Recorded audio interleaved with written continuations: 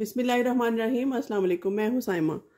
तो रमज़ान में जैसा कि आपको पता है कि पकोड़े, समोसे, रोल, उन सब के साथ एक चटनी इस्तेमाल की जाती है जो कि बहुत इम्पॉर्टेंट होती है। चाहे आप इमली वाली चटनी यूज़ करें, चाहे आप सब्ज़ धनिया वाली यूज़ करें, पुदीने वाली। लेकिन मैं आज आपको पुदीने की चटनी, धनिया पुदीने की एक डिफरेंट स्टाइल में बनाना सिखा रही हूँ, जिसको आप सेव कर सकते हैं और पूरा रमज़ान भी आप इसको यूज़ कर सकते हैं।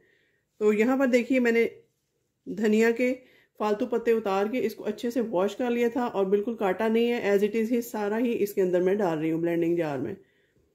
बहुत सॉफ्टली हो जाएगा। ये सारा डाल दिया और उसके साथ ये देखिए पुदीना है, 2 गठिया मैंने फ्रीज करके रखा हुआ था। इसको साफ करके इसको हरी मिर्च डाल के पीस लिया था। ये सारा भी इसमें ऐड कर दूंगी।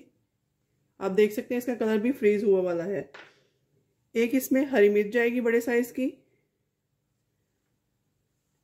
और ये देखिए मसाले हैं कुछ बहुत सिंपल से। इसमें कुटा दरदरा मसाला है जिसमें सौंफ, हींग, ज़ीरा, मोटी मिर्च, इन सबको मैंने पीस के और उसका पाउडर बना लिया दरदरा सा।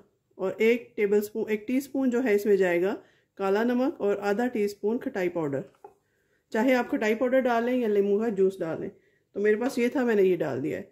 तो चलिए जी, अब इसको ब्लेंड करते हैं थोड़ा सा पानी डाल के।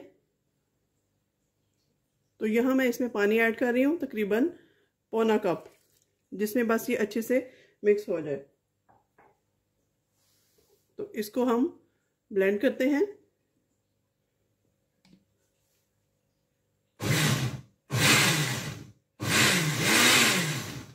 तो चलिए मैं ब्लेंड करके आपको दिखाती हूँ इसकी फाइनल लुक।